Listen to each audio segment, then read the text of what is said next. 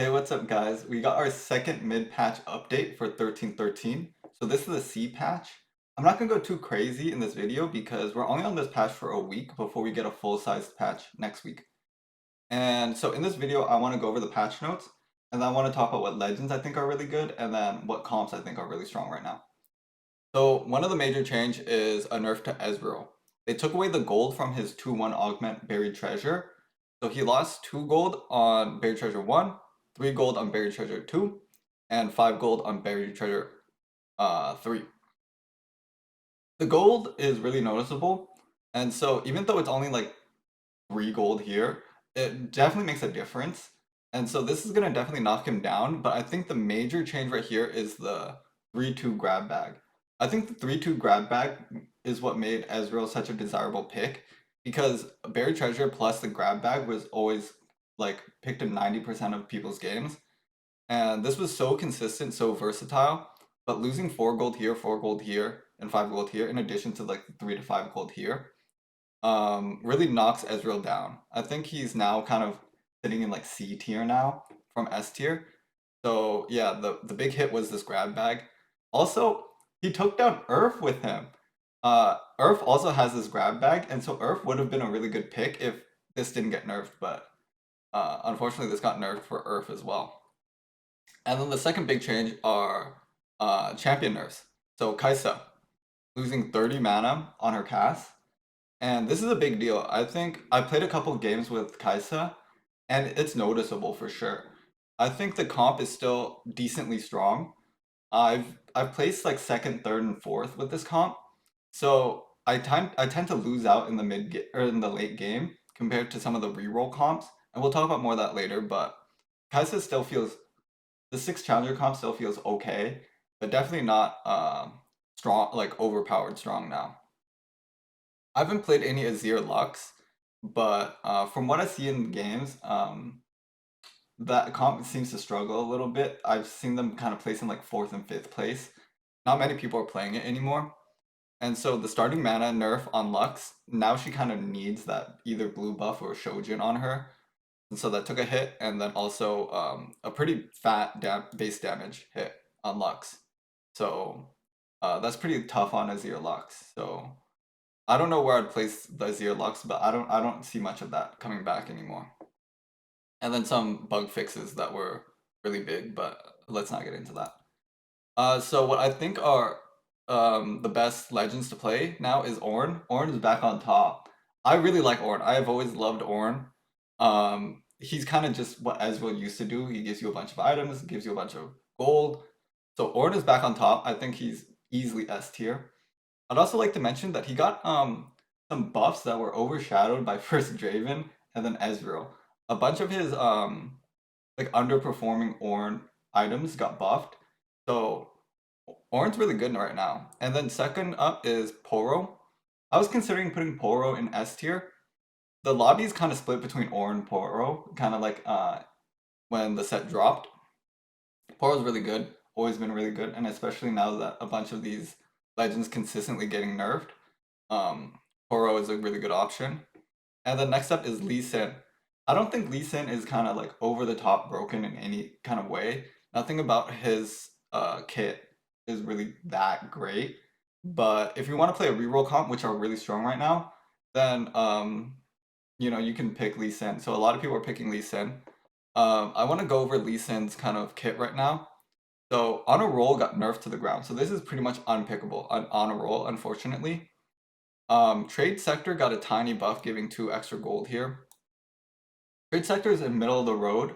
I think the bronze ticket, the silver ticket, the golden ticket are all better options than Trade Sector if you want to play reroll. So I think Trade Sector is kind of just fine. You can even take Trade Sector and then not reroll. So Trade Sector is okay, but I really like Shopping Spree. I played a lot of Lee Sin when the set dropped, and Shopping Spree has always felt really strong.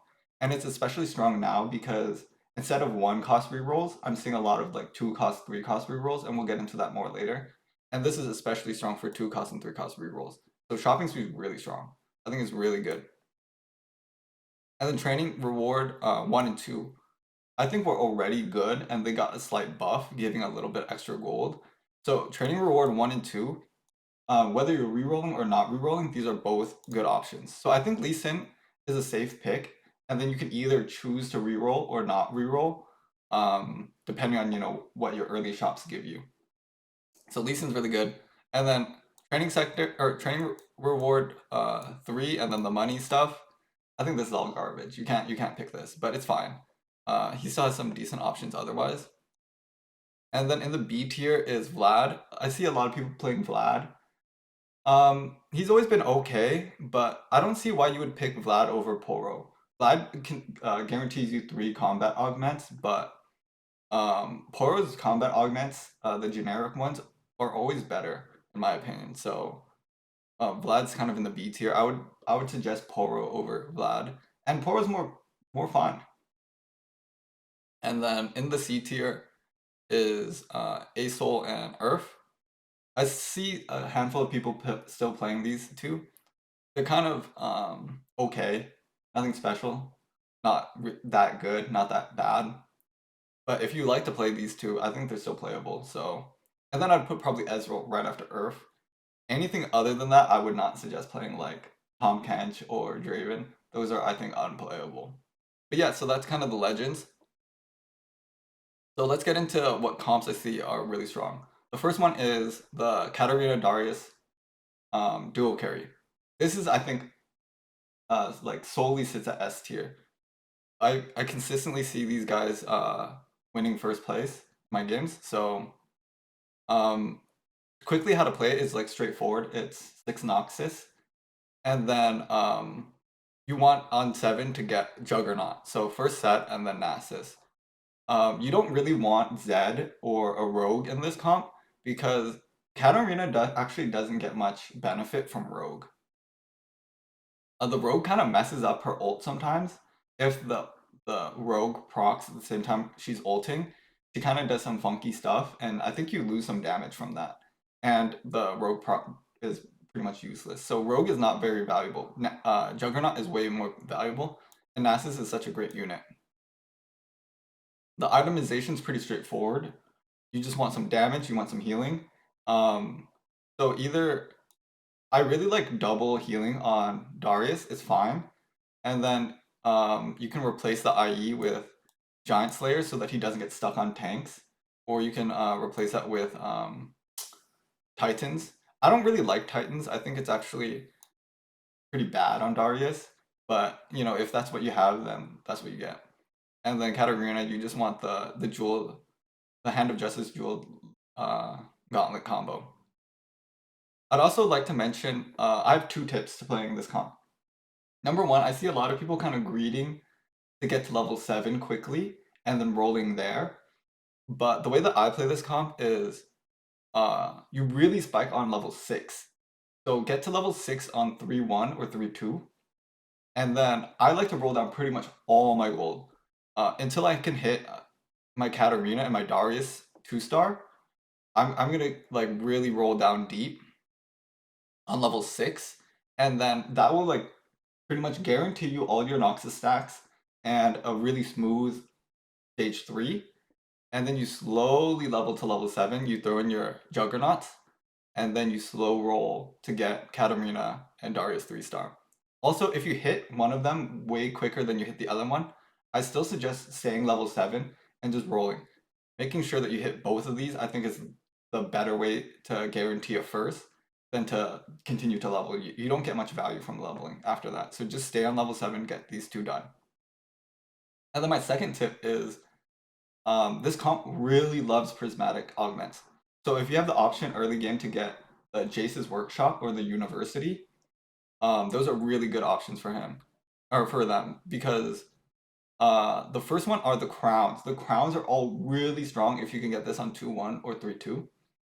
So this one gives you Darius and Infinity Edge, and then the emblem also allows you to really spike on 6 and then get in Juggernaut. So you can get 5 Noxus, right? And then 2 Juggernaut on 6, and then get the emblem. So the Noxus crown is really good, but all the crowns are really good. So check this out. The Rogue Crown gives you the Rogue emblem, which you throw on Darius. That's really strong, actually. The Rogue emblem on Darius is really strong, and then gives you Hand of Justice. Like that's BIS on both of them, so you want the Hand of Justice and you want a Katarina. So the Rogue Crown is really strong. The Slayer Crown is the best one. It gives you Slayer emblem, which is really strong in this comp, and then a BT, which you throw into Darius, and then a Kled. And am I missing one? Oh, the Juggernaut Crown. The Juggernaut Crown is pretty much the same thing as the Noxus Crown, right? So you can go on level 6, get the 6 Noxus, and then you also get Juggernaut, which is really I think a powerful trait. And then it gives you a Titan's Resolve, which again I don't really like, but like who cares? It's gonna spike you greatly with free Darius as well. So you really want the crowns, and then if you have Jace's Workshop, then you have the chance of getting Infernal Contract. This is the holy grail on 4-2. This will like guarantee you your Katarina and Darius 3-star early, and then you're pretty much a shoo-in for top 2. Or the other options Think Fast, right? I think the Infernal Contract gives you more value than the Think Fast does. But so if you can get Jace's Workshop or the University, that's really good in this comp. And then here's the alternative: is the Zed Katarina dual carry. This is also very popular. And so what it is 3 Ionia, Zed set, and then Aurelia, and then slowly you want to get Shan over Aurelia, and then 3 Noxus. So Katarina, obviously, Kled gives you the Slayer for Zed, and then Darius gives you the Juggernaut for that. And so this is pretty much the exact same comp as the other one. You play very similarly. You want to get Zed 3-star on level 6, and then you get Katarina 3-star on level 7. I think the main difference is going to be the augments here. These very like specific Rogue and Slayer augments are really strong. So the Vampiric Blades is really, really good. And it's obviously good for this comp, so Vampiric Blades kind of puts this over the edge. The Slayer's Resolve is kind of okay, it's pretty good. It's especially good if you can get a Slayer Crest. Slayer Crest kind of, if I see a Slayer Crest early, I'm gonna like try to force this comp, because the Slayer Crest works, the Slayer emblem works really well in Katarina, giving both damage and Omnivamp, and then now you can do the Slayer's Resolve and it's nutty. So yeah, this is the second way to play the Katarina. Instead of Darius, you carry Zed. Then you go 3 Ionia rather than 6 Noxus. And the last up, the final comp that I think is kind of in the S tier is the Akshan comp. So the Akshan comp is the 3 Freljords, right? Sejuani, Lissandra, Ashe. And then you want 3 Shurima. So Akshan, Nasus, and then you start with Renekton, and then you slowly pivot to Azir duo carry.